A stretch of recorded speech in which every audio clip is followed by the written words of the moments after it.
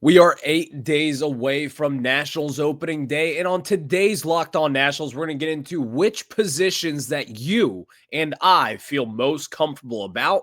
We'll discuss that after this.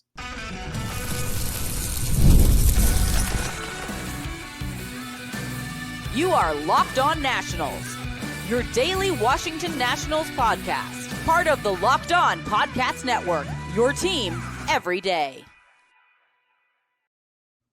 And thank you all for making Locked On Nationals your first listen every single day, as we are free and available wherever you get your podcast. And of course, I'm your host, Ryan Clary. You can catch me over on Twitter at RyanClary11 and as well as our show page at LO_Nationals. For all your latest Nationals news and notes, make sure to check us out over on Twitter. And of course, look up Locked On Nationals wherever you get your podcast, whether it's on Apple, Spotify, and of course, the video version of this podcast you can check out over on YouTube. Just look up Locked On Nationals, and that's where you'll find your daily video coverage of the Washington Nationals. A little bit later on in today's program, a Nationals legend, yes, a Nationals legend, has found a new home.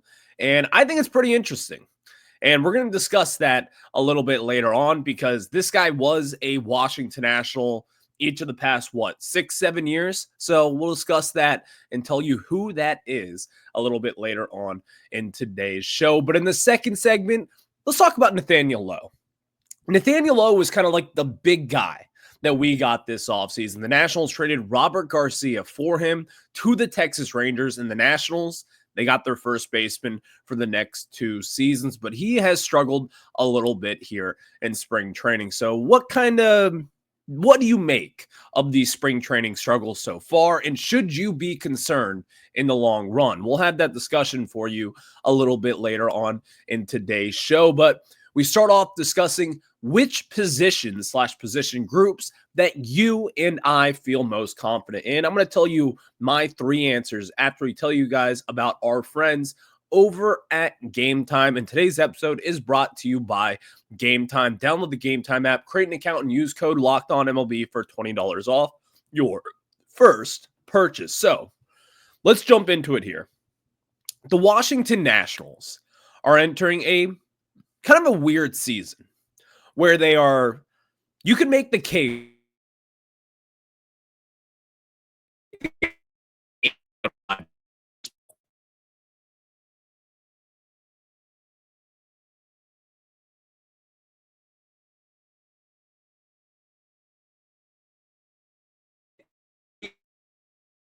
for the Washington Nationals. My number one most confident position group, I think this doesn't really stand that big of a chance in this discussion. It is the outfield. Let's start off with Jacob Young. Jacob Young is your number one defender on this team, bar none. He is a Gold Glove finalist, and in my opinion, he is probably the best defensive center fielder in the National League. Yes, he did not win the Gold Glove this past year, but he should have. We all know that.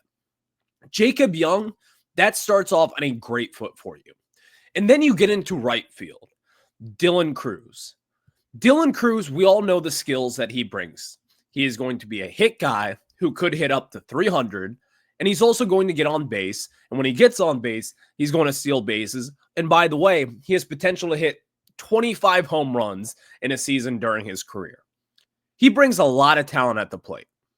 But one thing that really is not discussed all that much because of what he does at the plate is his defense. This could be a real possibility this spring. I'm going to lay it out for you right here and right now. Dylan Cruz might win a Gold Glove in right field. Have you guys seen what he has done defensively in right? The stuff that he brings is kind of the caliber of Jacob Young in center field. He covers ground. He can throw anybody out from really anywhere in right field. And the ground and the plays that he makes in right field is some of the best, in my opinion, in the National League. As far as defense goes with this Nationals outfield, this is an elite defensive outfield with those 2 guys who, in my opinion, will be Gold Glove finalists in 2025. Those are some of my hot takes entering 2025. But We all know what Dylan Cruz can bring at the plate. This is someone who, again, can get on base, can hit for average, he can hit for power. We all know that.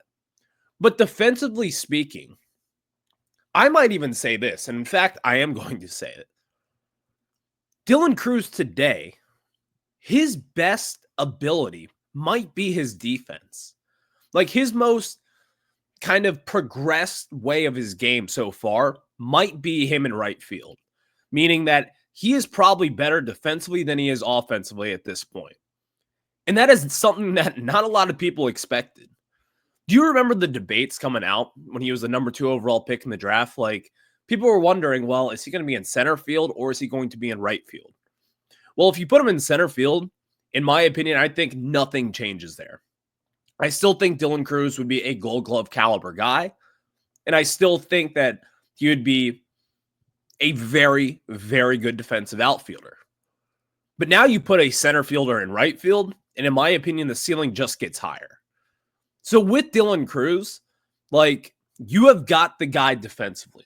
This Nationals defense in the outfield is going to be a hell of a lot better this season. I can tell you that much. But also at the plate, I think Jacob Young is a little bit better this season. I think Dylan Cruz will be better in 2025, and you hopefully to see his OPS somewhere in the 750 range this season and gets on base at a 35% clip. And hopefully he bats around like 280 this season. Those are kind of some small goals, but we'll get into some goals later on this week. And then we get to left field with James Wood. James Wood is probably the best player on this team today. He is the best offensive weapon that you have. He has the most power, as we have seen so far in spring training. But defense, it's kind of lacking there a little bit in left field. Although I will say this, I think he will be better in left this season than what we saw this past year. We saw some times where he just kind of misplayed some different outfield situations there. He threw to wrong guys. He wasn't really comfortable in left field because that's not where he played all the way through the minors. He was really in center and also in right field. And playing left field at Nationals Park is a little tricky. The wind blowing in or blowing out, all the wind tunnels that are there at Nationals Park, it makes for a tough time for these guys, especially if you have not played there before, in which James's case, he has not. So I think this season, the most comfortable, the most best position group out there is the outfield. And it's really not even a discussion after that. But my number 2 answer for who I'm most confident in is the bullpen. Now, this is something that a few weeks ago, if someone were to ask me, I would say I was least confident in this Nats bullpen. But I look at it right now, and I think that this Nationals bullpen will be pretty damn good.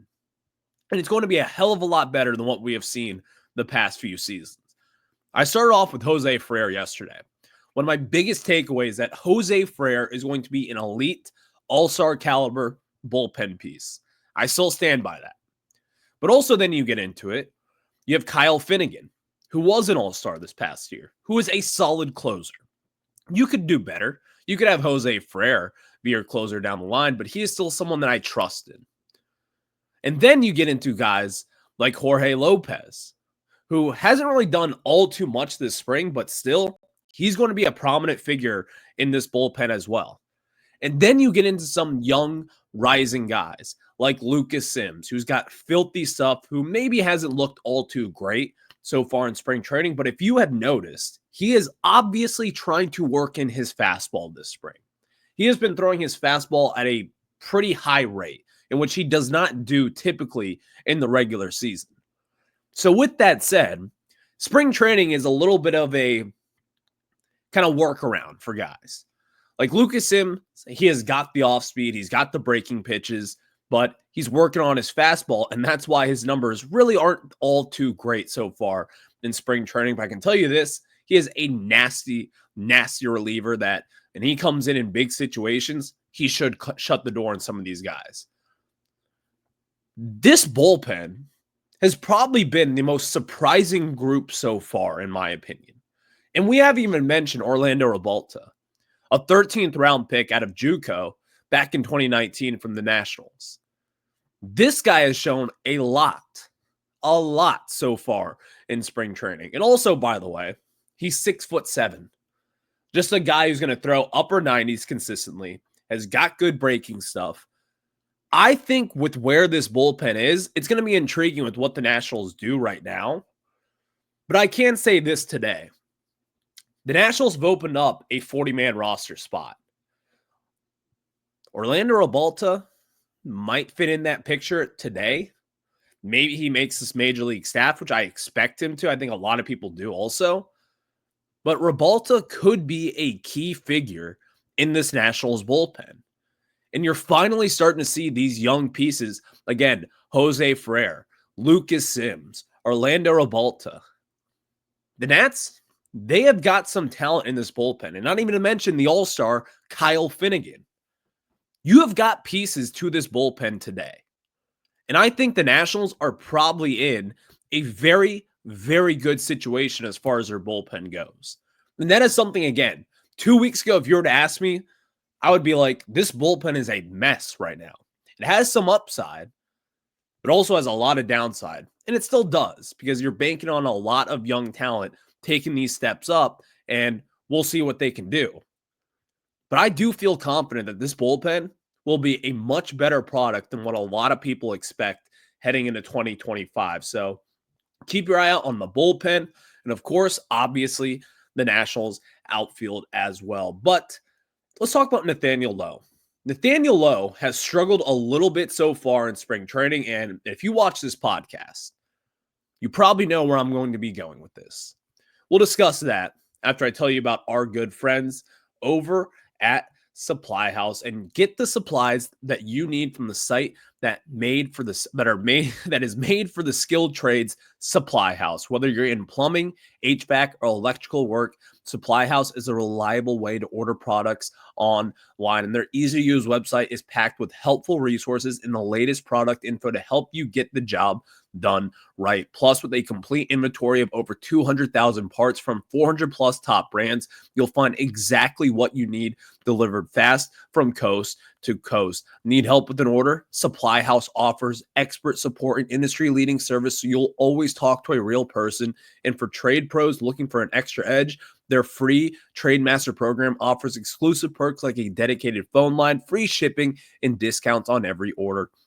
Thousands of skilled professionals are already taking advantage. Now it's your turn. So join the Trade Master program today at supplyhouse.com/TM and start ordering plumbing, HVAC, and electrical supplies from just a few clicks. Plus, use promo code ACE-SH5 for 5% off your first order. That's supplyhouse.com. And now we got to tell you guys about our friends over at Gametime. There's nothing better than catching an MLB game live, the crack of the bat, the roar of the crowd, and the smell of ballpark food. And if you're looking to go last minute, Gametime makes getting tickets easier than ever. With last minute deals, all in pricing, and a lowest price guaranteed, Gametime takes the stress out of buying MLB tickets. Plus, tickets drop as time gets closer, meaning you can score an incredible deal. And for this spring, let's start looking at opening day, because we are just 8 days away. If you want to go in Gametime, you can check out Gametime for opening day, 4:05 first pitch next Thursday.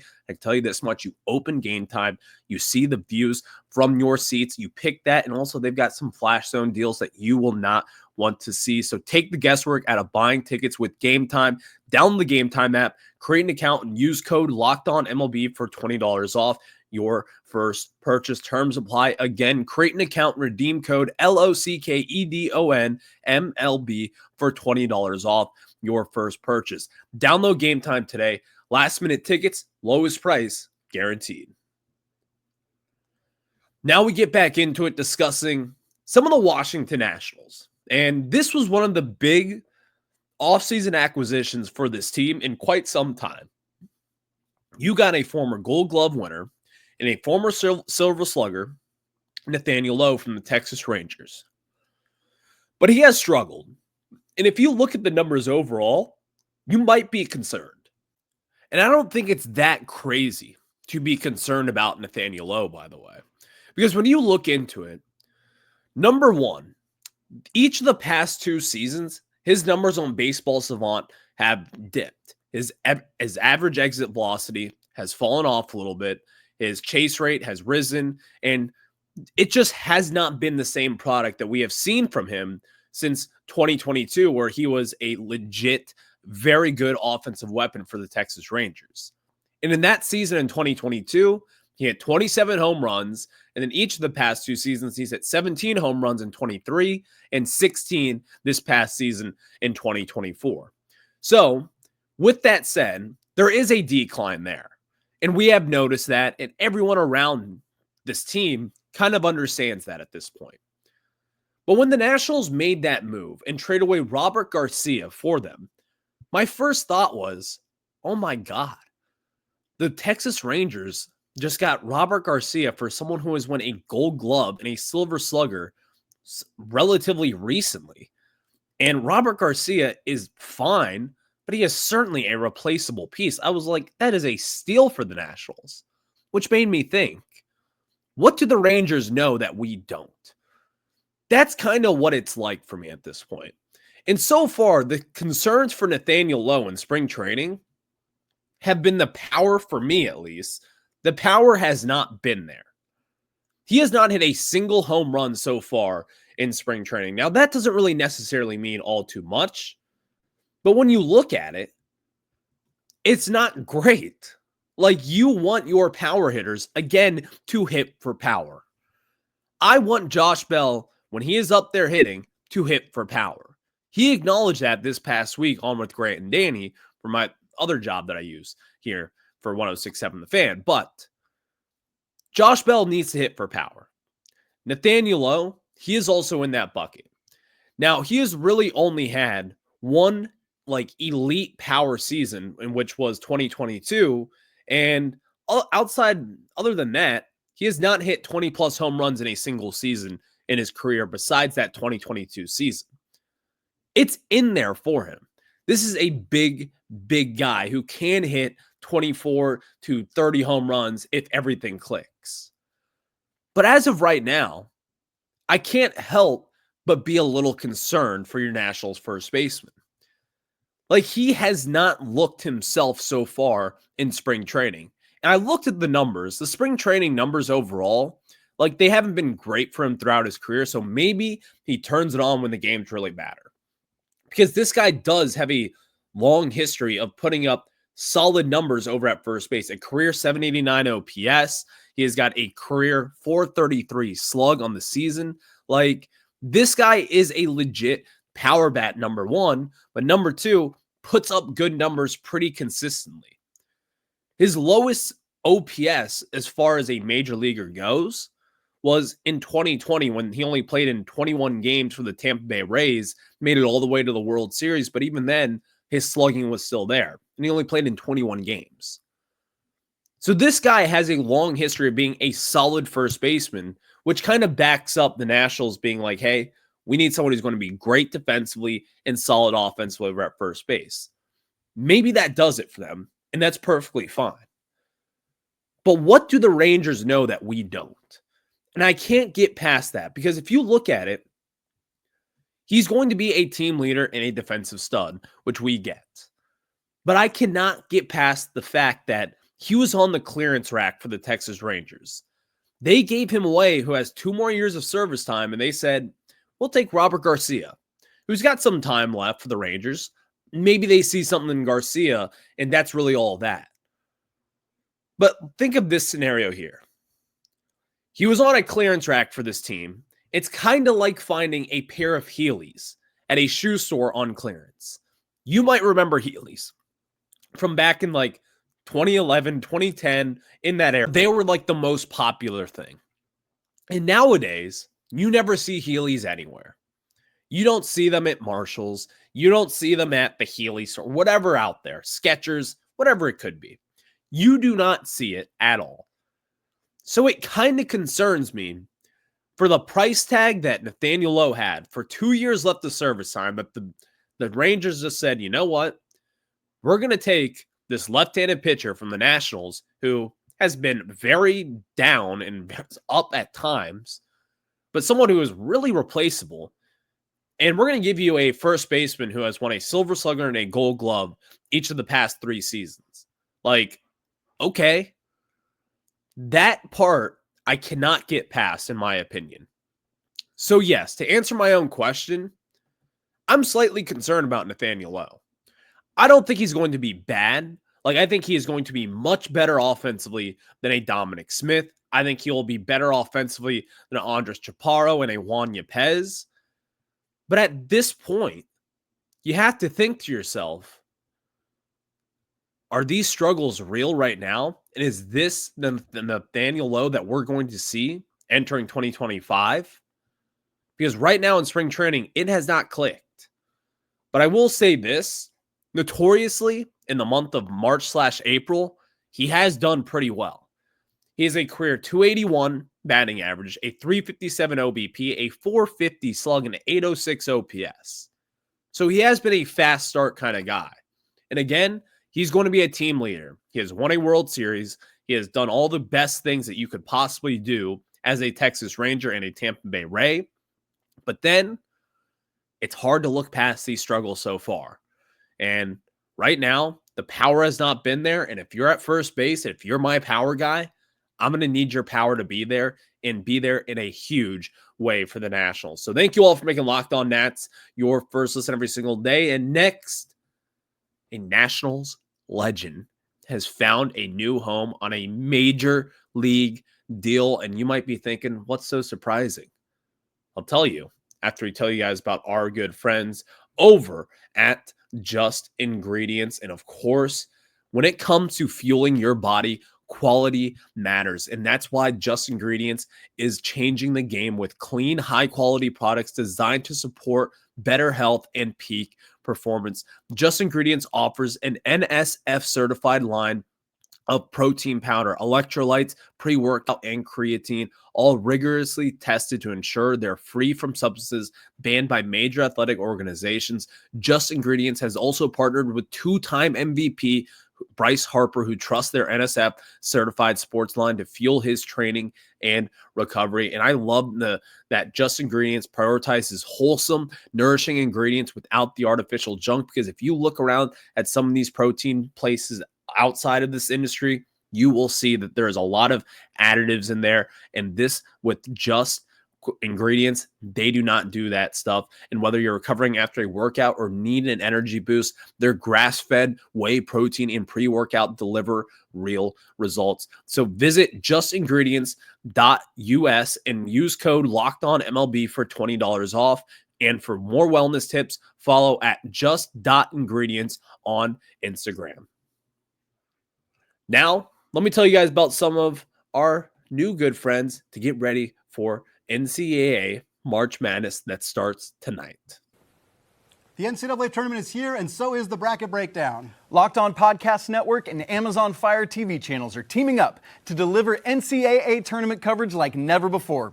Watch studio shows featuring former players and Locked On's local experts as they guide you through every upset, buzzer beater, and bracket matchup. Stream it all for free on Amazon Fire TV channel. Search Bracket Breakdown to see it all for free. It's your team every day. And thank you all for making Locked On Nats your first listen every single day, as we are free and available wherever you get your podcasts. And of course, check us out over on YouTube. Just look up Locked On Nationals. And of course, wherever you get your podcasts, again, look up Locked On Nationals. As we were saying, the Washington Nationals, in my opinion, one of the important figures of the Washington Nationals over the last 10 years is Patrick Corbin. And you might be thinking to yourself, you mean statistically one of the worst starting pitchers of the last 7 seasons? Yes, that Patrick Corbin. I thought he was done with baseball. I thought he was absolutely cooked, but he lives again. Patrick Corbin has signed a 1-year major league contract in the year of 2025 with the Texas Rangers. My God, this guy over the last 4 seasons, I mean, statistically speaking here, has just been really bad. 126 starts, and a 5.71 ERA since the year of 2021. And that doesn't even include 2020, where it wasn't that much better. This is stunning, to say the least, because I thought Patrick Corbin was cooked. This guy has led Major League Baseball in hits. In this past season, he led Major League Baseball in hits allowed and also in earned runs. Statistically speaking, just a bad pitcher overall. And it's unfortunate because, again, you cannot mention Patrick Corbin's name without what he did in 2019. He was a Cy Young finalist, I believe he was 11th in the Cy Young race that season for the Nationals, got the winning Game 7 in the World Series, Nationals legend through and through. But you cannot ignore the stats either. Each of the last few seasons, this guy has gone out there, has gone like 4 innings pitch, and has just been rocked his entire time over these last 5 seasons. And he finds himself a new home, and it's a major league deal after sending John Gray to I believe the 60-day IL. And now you've got Corbin on a 1-year major league deal, and you would think that might be set to be in the rotation as a 5th guy or maybe a long-term reliever. We don't know at this point, but how surprising is this to you? Do you see Patrick Corbin in the year of 2025 getting a major league deal to be a pitcher on a major league team? That's stunning to me. And I think it just kind of shows the desperation out there because, as far as I'm concerned, there are better left-handed pitchers out there. And even then, forget the left-handed pitchers, there are better pitchers out there. Kyle Gibson, someone who's kind of in that Patrick Corbin field where his ceiling is not all too high, but he has certainly done good things these past few seasons. Like, he had like a ERA around 4 this past year. It was certainly below 5 where Patrick Corbin has been camping for the last 4 seasons. But man, when I saw this come across my timeline, I had to like double check and be like, are we sure this is the Patrick Corbin? And it was. He lives to die another day. Patrick Corbin is back in Major League Baseball, and crazy.